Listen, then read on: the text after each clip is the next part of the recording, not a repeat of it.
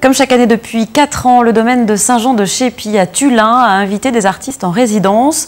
Leur mission, chacun a 15 jours pour réaliser une sculpture en métal in situ, un mélange de style et de technique. Marion Feutry, Martin Gabriel. Dans le parc du château, la quiétude habituelle a laissé la place au chant des sculpteurs. 6 artistes, 6 mordus de la ferraille en pleine création. Leur terrain de jeu, un parc de 10 hectares, la nature comme source d'inspiration. Vincent Gontier, lui, a choisi cet if centenaire pour réaliser son œuvre, une peau de serpent. Donc le projet, réaliser d'abord une structure en acier de façon à ne pas blesser l'arbre, ça c'est fondamental.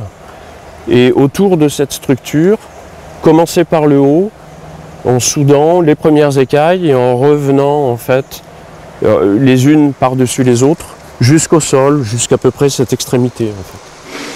Des idées très personnelles, mais réalisées en collectif. Aux côtés des sculpteurs, ces étudiants en chaudronnerie n'hésitent pas à mettre la main à la pâte. Une aide bienvenue pour Barthélemy Togo, d'ordinaire plus porté sur le bois que sur le métal. La soudure, la menuiserie métallique, je ne l'ai jamais essayé.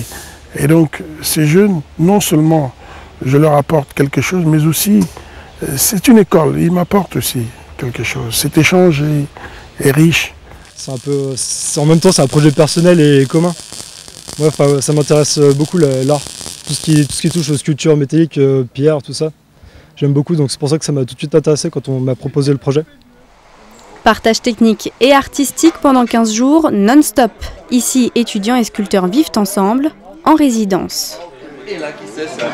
C'est-à-dire que même s'il y a des artistes internationaux, c'est des artistes qui sont assez accessibles, humains, qui ont cette envie de partage, qui sont dans la création pure et dure et vraiment qui aiment ce partage. Et c'est ça qui nous intéresse. Lieu de séminaire, de mariage ou de promenade, le parc compte déjà une quarantaine de sculptures. Cette année, une dizaine de créations viendront enrichir cette collection en pleine nature.